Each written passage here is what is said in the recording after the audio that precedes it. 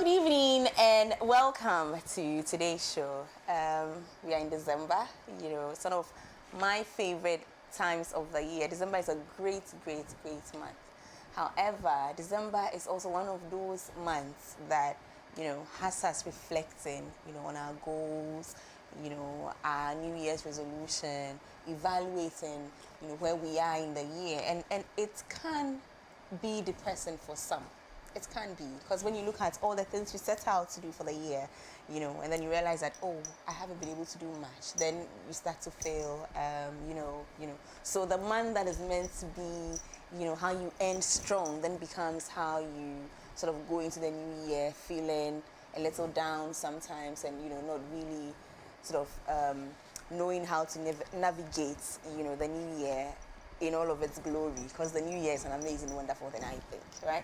So welcome to the show, but I've given you sort of like a precursor to what today's conversation is about. Let me do just that. Today's conversation is the journey to your better self in 2024. I'll say that again. The journey to your better self in 2024. This is a conversation that I'm very eager about, and so I trust that you are just as eager about. Now, we are having this conversation with Theodore Abuaji.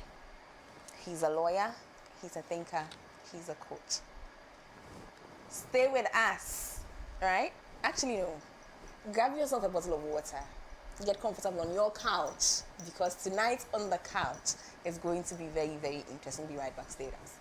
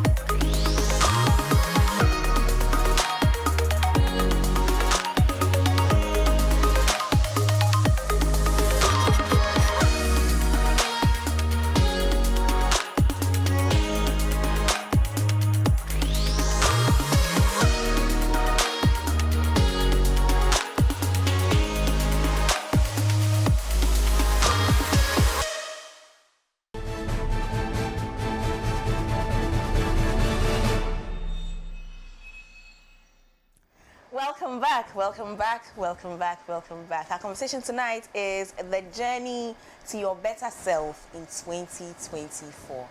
The journey to your better self in 2024. We are having this conversation with lawyer, thinker, coach, Theodore Albright. Hello, sir. Hello. Great to have you here. The privilege is all mine. Wonderful to be here. Great to have you here. Absolutely, super. Great to have you here. So, in my introduction, I was speaking about how, I love December. Yes. I do. I do. I think it's a wonderful time of the year. Yeah. But also, it's a very reflective time of the year. Yes. Very reflective. So, a lot of us, it's December, we actually kind of do that introspection, but also just look around us and kind of assess what we've made of the year. And more often than not, we are not too pleased with ourselves. Okay. Because you realize there's so much more that you could have done. So much. I don't speak for everybody. I speak for myself. All right. Okay. Yeah. But I don't think that, I'm special. Yeah. So I'm thinking perhaps that's the normal trend. Our conversation tonight, essentially would be how to do it better.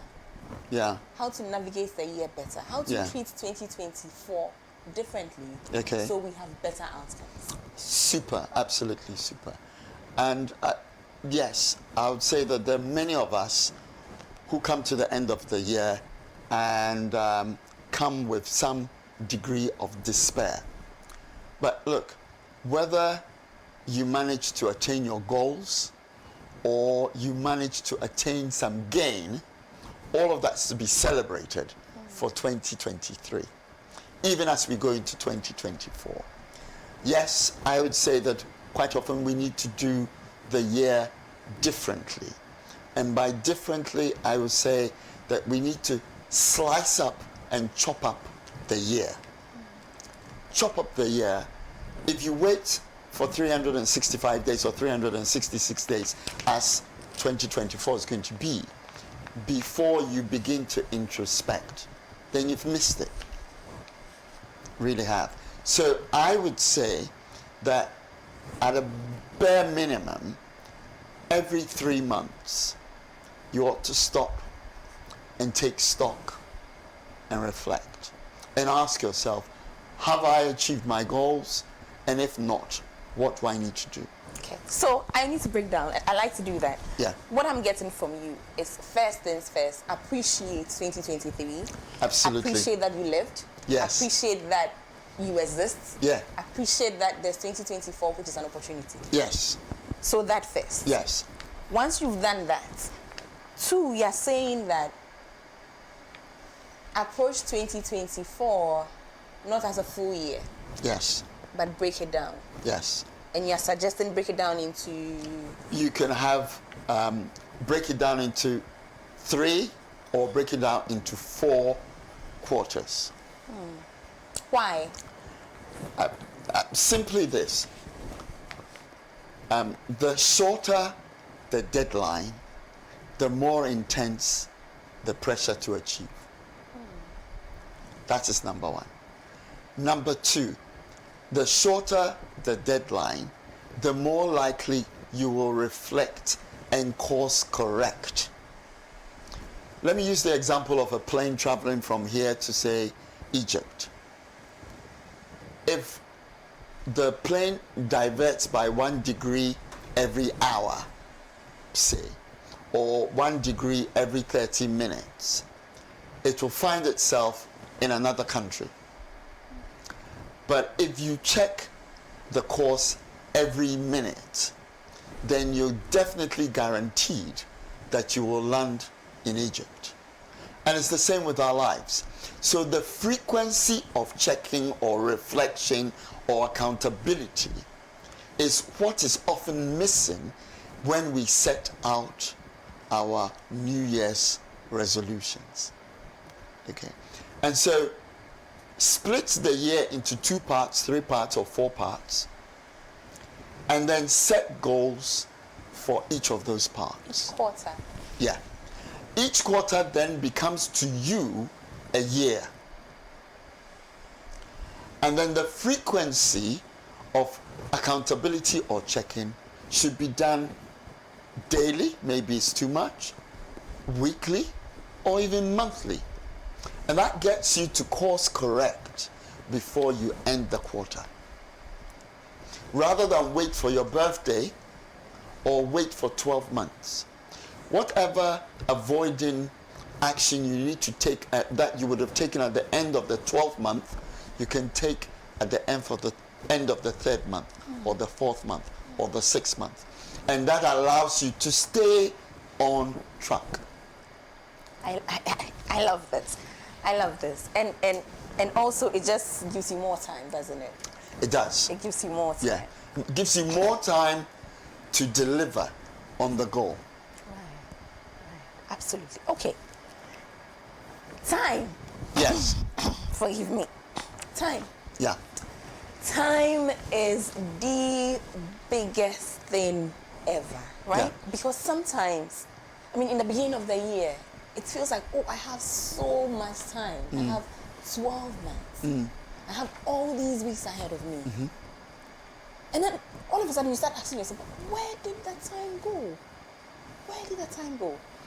And without that time, essentially, you have failed, to meet your deadlines. Yeah. How do we have so much time and yet have so little time? Very simple. We don't count the minutes, the hours, and the days. In any given day, you have 24 hours. In any given week, you have 168 hours. in any given year, you have 8,600 and about 40 hours. And so if you start to measure your output in terms of hours instead of days, weeks, months, and years, then this issue about course correcting becomes better and throws into sharp focus what you need to do. So I use myself as an example. I count my minutes. I count my minutes, not my hours, my minutes. And I call them micro steps. So for any given day, for example, my typical wake-up time is anything between 3:45 and 5 o'clock. Typically 3:45. I spend the first 15 minutes on tea or coffee. Those are 15 steps. Then I spend the next hour reflecting. That is 60 steps. So those are the micro steps towards my goal. Then I spend the next 2 or 3 hours, 180 or 240 steps, micro steps, to dedicated to my most important strategic task or most urgent strategic task. I For the day. Literally. For the day. No, this The is task for the day. this is setting up for the day. So when you look at my planner, Right. for example, You could do this so the camera can capture yeah, it. when you look at my planner, Right. you'll see that I've got 180, 120, 60, 120, and 120. Okay, and that is simply, this bit here is 180 steps, which is 180 minutes. So I count my life and my actions in steps. In steps. So if I've got an essay to write, instead of putting it down on my to-do list as essay to write, I will also add an approximation of the number of steps or minutes or hours I need for that particular essay to write. Okay? So when you start to measure your life in steps, or your life in minutes, or your life in hours, you begin to appreciate all the actions you need to take. What's a priority, what is urgent, what is important, etc. And then you're able to box it into your day. So let's say, for example, that you have 3 big priorities for 2024. And I wouldn't advise anybody to have more than 3 big priorities for 2024. Otherwise, they cease to be priorities. I'll take my first priority. I want to write a book, for example. What are the 3 or 4 or 5 big steps that I need to write the book? Maybe do some research, maybe do some writing, maybe do some reading. Okay? So for every single day, I'll ask myself, how many minutes am I going to dedicate to reading? Maybe 90 minutes. So those are 90 micro steps towards my goal. And once you start to measure your time in micro steps towards your goal, you will find that you'll be able to carve out, sitting there doing Instagram for 20 minutes. That is 20 micro steps. Sitting there watching a whole season, maybe 6 or 7 episodes. That is 6 hours, 360 micro steps towards your goal, which you have lost. And so when we measure our time, which by the way is our life, okay, because even though we measure our lives in years, those years consist of months, those months consist of weeks, those weeks consist of days, and those days consist of hours, minutes, and seconds. So if you don't sweat the small stuff, you will miss the big stuff. So time. Your time literally is your life. Your time is your life. Your time is your life. Yes. We operate with this illusion of we celebrate our yearly birthday. So we are only conscious of our time on an annual basis. But every day, every hour, every minute is part of your life. You and I are engaging. This is life. I am spending part of my life here in the studio. And when you see it like that, then you will arrest your wasting of the time and use it towards those aspects and dimensions of your life which deserve the time. As you said that right now, I have to say this. As you said that right now, I was thinking of like being involved in an activity. And in the moment, pausing to ask yourself, is this what my life is about?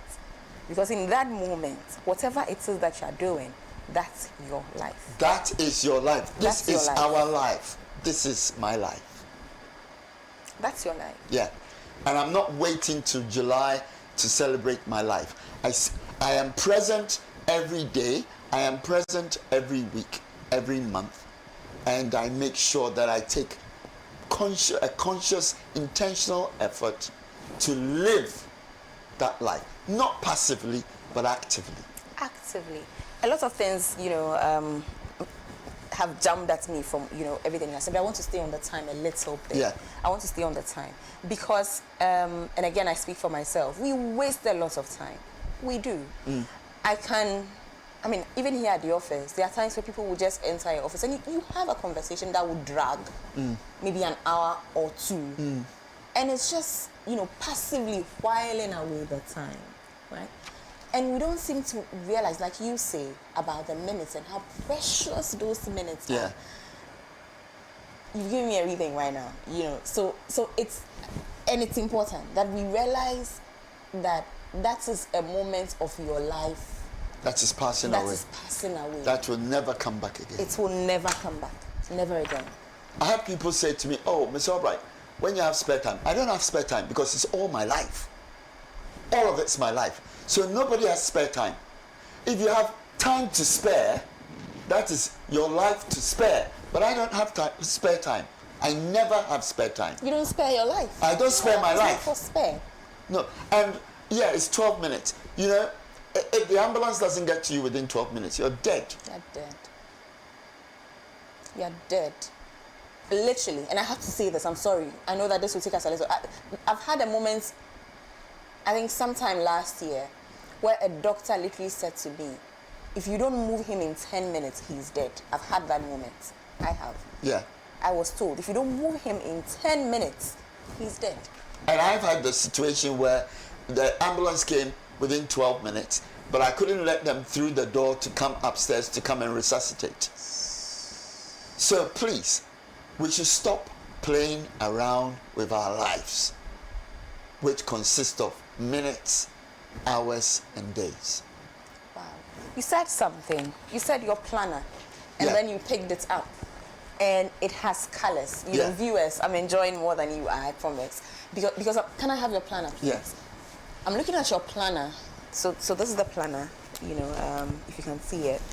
It has don't stop on it. No one is you, and that is your power. It says explore more, star students, outstanding, you can do it, read more. And all of these are stickers that have been very consciously and very deliberately, placed on this planner. I'll show you something because I found it, look at this. Look, can you see this? I hope the camera can capture this really, really well. So look at this. This book, and I was teasing you about this earlier, that you need to go and refund some of the money. This book has been used, right? Properly so used. Blue, purple, pink, red, highlighted. There are arrows.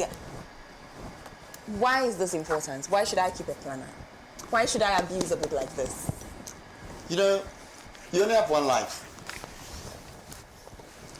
As far as I'm aware, you only have one life, or you only live once. All right. And a friend of mine Ebenezer Mankwa will say, some people live a lifetime in a moment and some people live a moment in a lifetime. And I want to live a lifetime in a moment. I want to make sure I suck out all the juice of my life so that when I go, I am spent. You know, Shakespeare says the world is a stage and everybody plays a part. I want to make sure that the part that I played was significant. And you cannot be significant if you are passive. And so I actively engage in how I wish to spend my time. Actively engage. Like I said, I don't have spare time. I wake up at 3:45. I go to bed around 10 o'clock. And, you know, if you check my my phone, I've got alarms from 3:45 to 10 o'clock. Each one telling me I need to reflect, I need to invest, I need to produce, I need to engage, I need to have appointments. Bum, bum, bum, bum, bum. Every single time. It's not for nothing that when you go to school, balang, change lesson, please. Structure. The absence of structure means everything goes. And if you don't stand for something, if your life doesn't stand for something, then you fall for anything. It means your life is just flow like a tap. You open the tap or you turn on the tap, the water just goes down the septic tank. Is that how you want to live your life? Absolutely. Or do you want to be structured and intentional? You know, so many of us are very structured about our budget, money, and yet the only resource that is irredeemable is time. Bill Gates only has 24 hours. He has plenty of money, but 24 hours. Kwame Nkrumah. 24 hours. Everybody, every one of us, only 24 hours.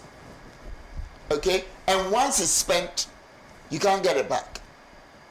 And so we make such a huge fuss over our money budgets and totally ignore the most precious resource we have, which is time, by spending it anyhow. And so in order not to spend my life anyhow, I structure it. Some days are red days, which means they're action days. Some days are blue days, which means these are days that I invest in my intellectual mind, self. Some days are yellow days, which means I engage. Some days are green days, which means I reflect.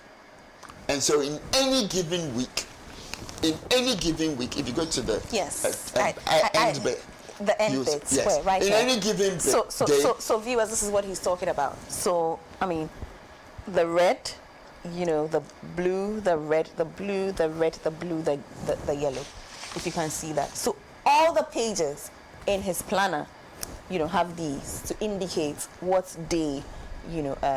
Where are you getting these stationery? This I bought from England, Right. but you don't need something fancy. You know, you can if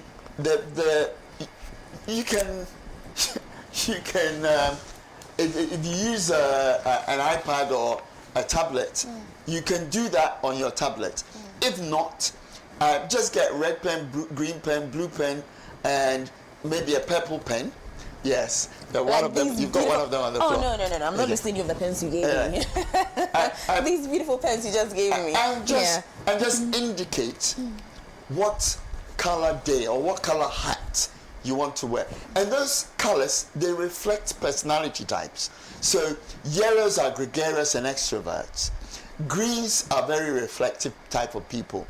Blues are inquisitive and love more data.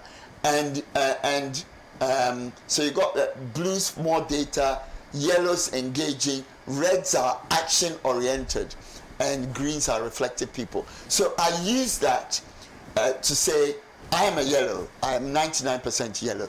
But there are days when I need to be a green. There are days when I need to be a red. So I wear my red hat and say, today is action. And throughout the day, I force myself to be a red. I force myself to be a green. I force myself to be a blue. And in my day, there's still bits that are red, green, yellow, and blue. So early in the morning is reflection, first thing in the morning, and then blue, investment, and then red from 9 o'clock or from 8 o'clock to about 5 o'clock is all full on red, and then from 6 o'clock to about 10 o'clock is engagement, yellow. So in the engagement space, you can watch a movie, listen to the news, watch the news, read a novel if you want to, listen to music, all of that. So go out, have a conversation. Have a conversation, yeah. Right. Gossip, yeah. Gossip. Yeah, gossip. Wow. But so, and I do that because I'm a morning person, and so I watch my energy levels. Straight out of bed, my energy levels are high, and they will dip after about 2 or 3 p.m. And so I schedule my engagements, talking engagements, after 2 o'clock, and do the heavy lifting, thinking, drafting, writing in the morning. So know thyself. You should know that. Know thyself. Self-awareness is really critical, because going into 2024, you need to know who you are and structure your life around who you are. Okay, what sort of temperament you have? Are you a melancholic, choleric, sanguine, etc., etc., or something else? Or if you're using the ocean, which is open, conscientious, extroversion, agreeable, neurotic, you need to know the type of personality you have and engage with that personality as you go into 2024. Right. So structure, and that's what I was coming to. That's what I have on my paper here. Yeah. Structure, clearly planning, and but as you spoke, you used some pointers, and I would want you to sort of talk us through some of them. You know, I hear you say investments. So if you could just talk us, through them. When you say investment, when you say one day is for investment, what do I mean? What do you mean? Okay, so because I'm very much an extrovert, and if you leave me alone, I'll play all day. I need to build guardrails and structure around my life. So I have a framework which I call RIPE, R-I-P-E, RIPE. And the R stands for reflection. And the reflection is how I hold myself accountable. The I stands for investment, growth. And that growth is either physical, psychological, intellectual in me as an individual. So that is where I do my reading, my thinking, higher thinking, and so on. The P is production. I must offer value. So that is where I give value. That is where I do action. So as a lawyer, I have to attend to my clients. So attending to my clients, seeing my clients fit within the P space. And then E is engagement, relationship. And so relationships are how I engage. And those are the 4 quadrants of every leader. Reflect, invest, produce, engage. Those are the 4 actions that all human beings engage in.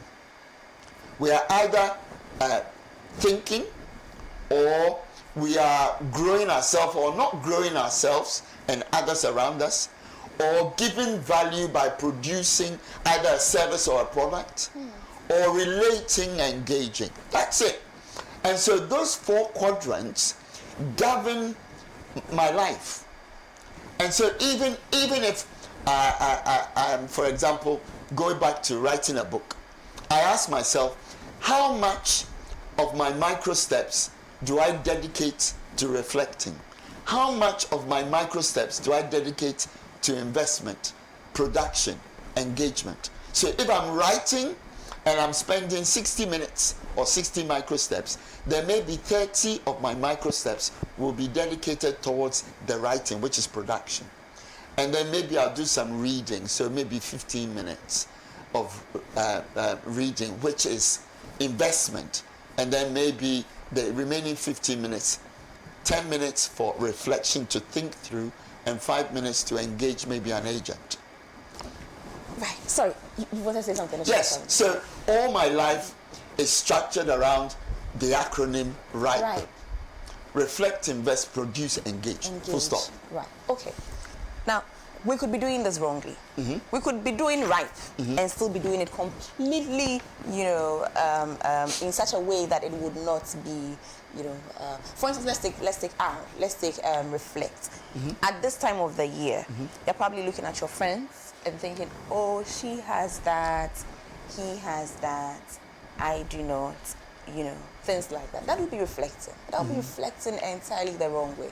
Correct me if I'm wrong. That's correct, yeah. Right. So, I mean, if you could give us some pointers, again, investments as well, right? Because yesterday, we had a conversation where you're telling me my choice of books, some books, were completely, I'm trying to find a nice word. Okay. You're like, nah, do not approve of this choice, of books. But I would say to you that I've read. So, by extension, I've invested in myself. But you say, that's not the right investment. So we'll talk about that. Productivity. And for somebody who works with a lot of young people, I see this, there's a lot of energy, there's a lot of activity, but it's more often than not very fruitless, if I can say that. So there's a lot of doing, but the doing is not really, and even with engagement, how do we engage positively? Because I was telling you how in the office, you could sit in the office and have a conversation for an hour. Yeah. You would have engaged. Yeah. But at the end of the day, that engagement, how does it add to your life? Okay. So please, if you give us some pointers to be able to do them right. Super. Right. So you are always journeying towards a goal or a point. And we'll talk about goal setting in a minute. So RIPE are the instruments towards your goal. So I used writing a book, okay? And so when you are reflecting, you're not reflecting in a vacuum. You're saying, my goal is to be my better self for 2024. So your starting point is, we're reflecting on 2023, okay? I had some goals or I didn't have any goals. I made some gains or I didn't make any gains. Gratitude is really important, okay? So you put a positive twist on it. So once you have done that, now we're looking to your future self. And you're saying, in 2024, I want to be physically fit. But what does that mean? So now you start to think, maybe I need to lose 10 kilograms. Okay? So that would be an activity that I would engage in. All right. So having reflected, I think that once I lose the 10 kilograms, that would be a goal worthy of me being fit. So tomorrow, when you sit to reflect on your goal, you're not thinking in a vacuum. You're thinking on, I want to be physically fit. I'm going to lose 10 kilograms.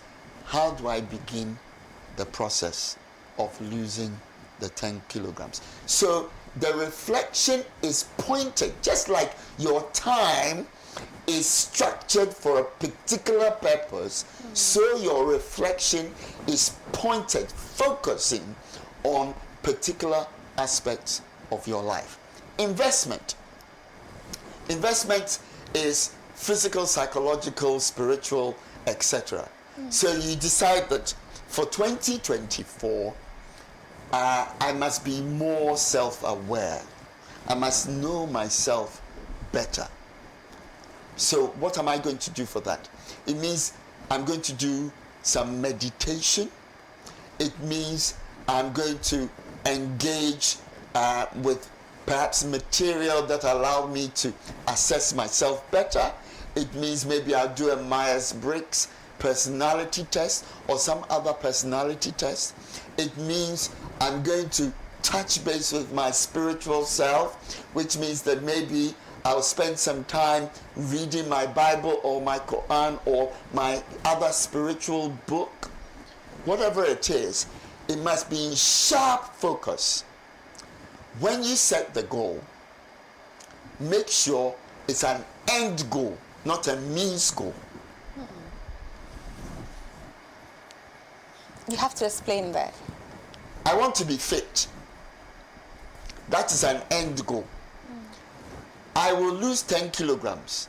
That is the means by which I become fit. So you need to call out whether the goal you want is a means goal to an end or an end goal.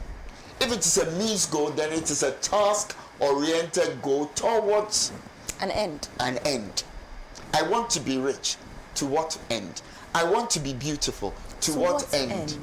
To what end? I want to be happy. Is that an end goal or is that a means goal? I want to be married. Is that an end goal or is that a means goal? Beautiful. Beautiful, beautiful, beautiful, beautiful, beautiful. I can't tell you how beautiful that is. Because that immediately tells me that you are navigating us or steering us towards meaningful living. Yes.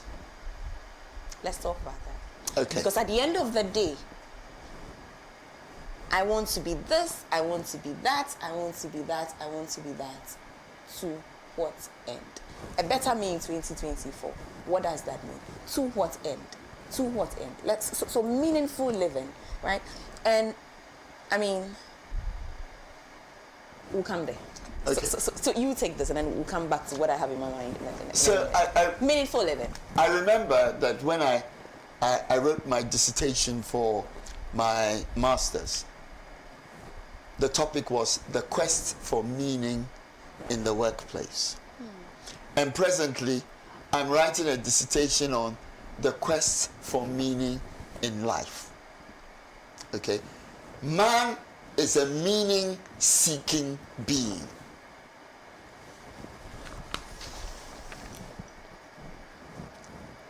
We all seek meaning or significance. And that is why it is critical and important that we do not spend our time, which is our life, on meaningless activities. Because you would have lived a meaningless, insignificant life. And so it is critical that as we go into 2024, and you begin to reflect, you ask yourself, how do I bring meaning into my life?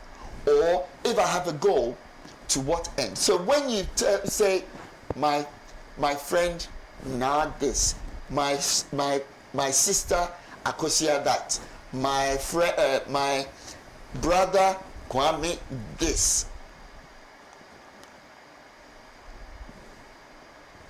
How does that give meaning and, for that matter, purpose to your life? Let's be very clear.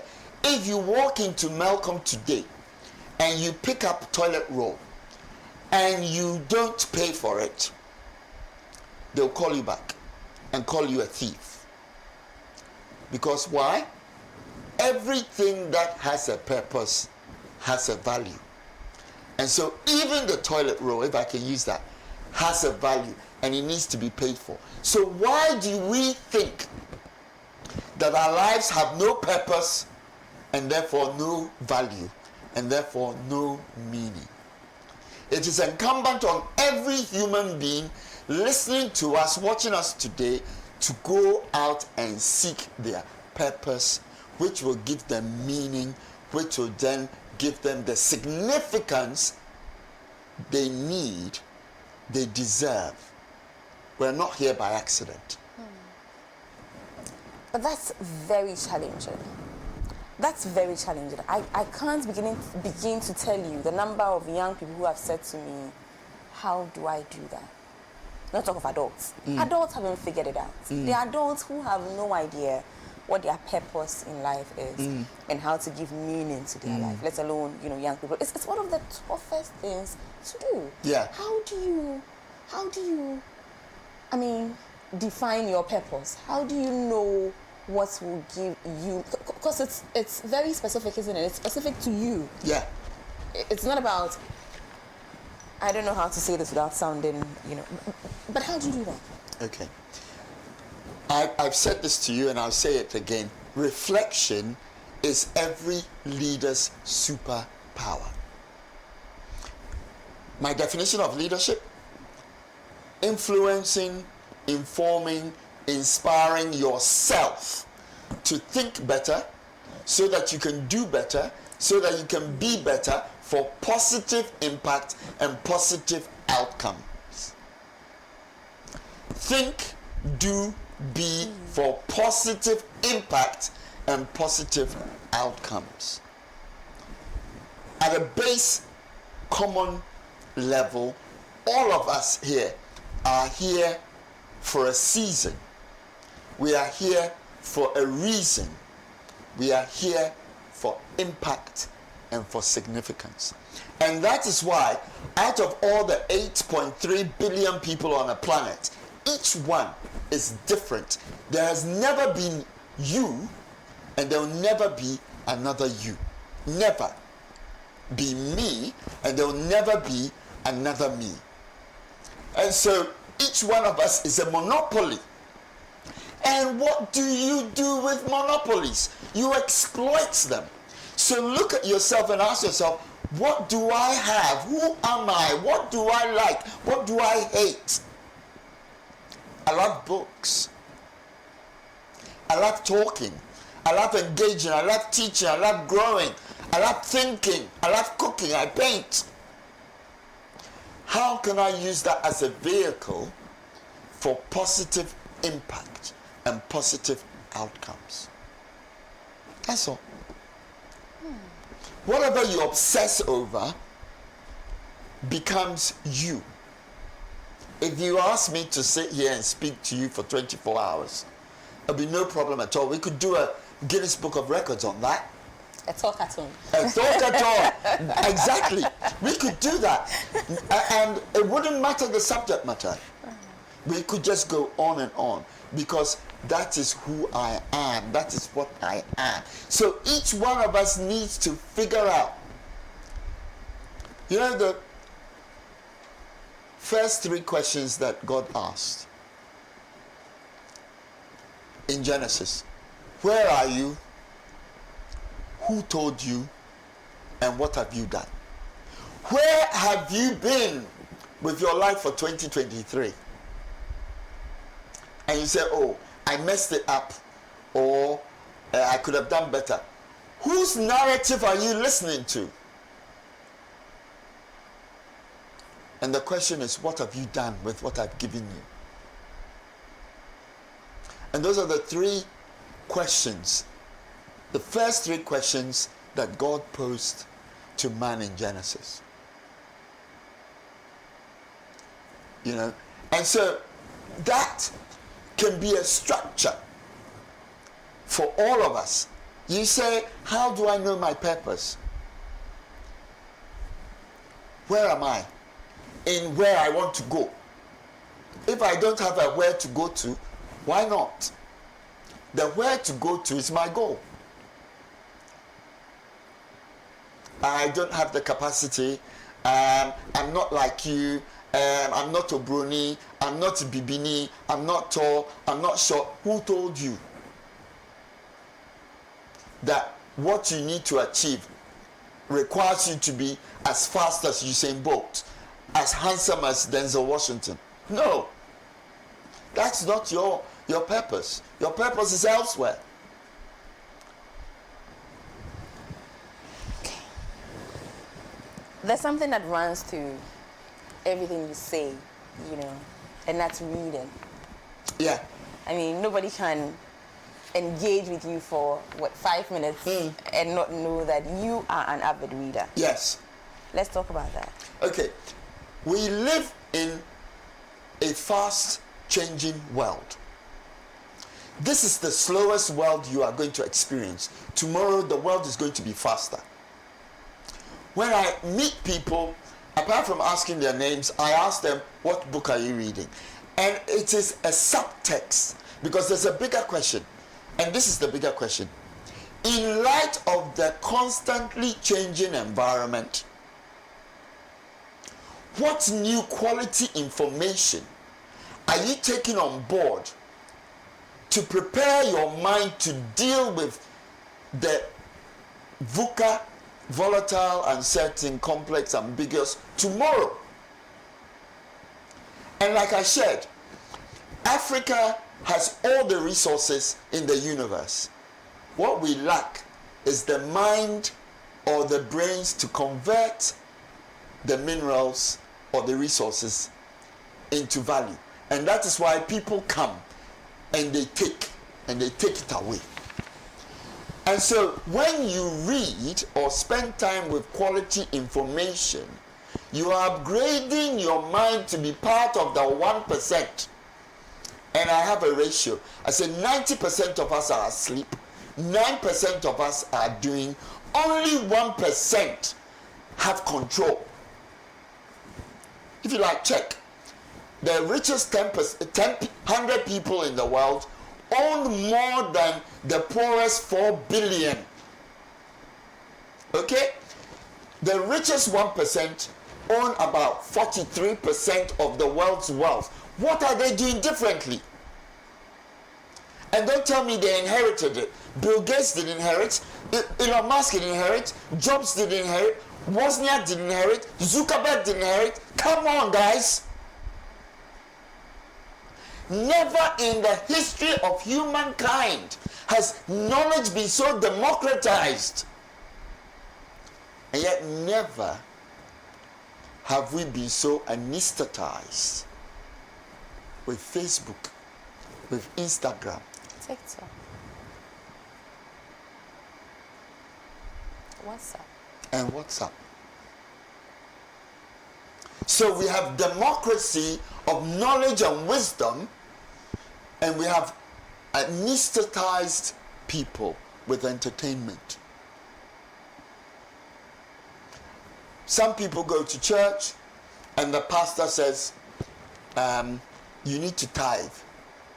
And I'm not going to get into that, only to say that everybody watching, listening, should be tithing about 10% of their income to upgrade their minds.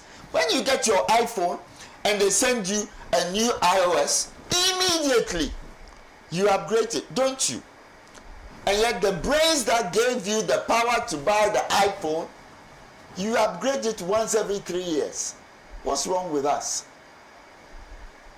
So I spend time with books, and I spend time in books. And anyone who's encountered me for 5 minutes will know that. And it's only because I want to grow my mind so that I can be part of the 1%, so that I don't have to take minerals out of the ground and give it to Akwesi Broni to go and exploit it. If I know how to do it, I'll do it here. Yes, sir. I'll do it myself. It's because I don't know how to do it myself. And even that is in a book. Let's do this. Let's do this. And this morning, actually yesterday, when you teased me about my choice of books, this morning I just mentioned something, that I write in my books. Do you do the same? And instantly, you went into your car and you brought a library. Yeah. Right. So you're literally driving around Accra with a library in your possession. Incidentally, Bill Gates does the same thing. I see. He carries a basket of about 20 to 30 books with him wherever he goes. Wow. Yes. Okay. It's not for nothing. Yeah. But even with reading, with the choice of books that you read, you have a structure to that. I do, yes. Please teach us. All right. Teach us. Okay, so whenever I go into a bookshop, I need to have a reason to buy the book.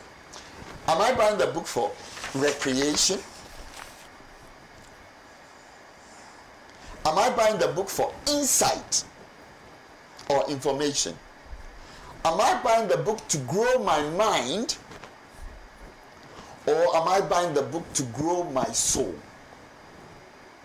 And so for every one book that I buy for recreation, I buy 2 books for insight, and 3 books for growth, and 4 books for my soul. When you add it up, it's 10 books. At any given point, I'll be reading at least 10 books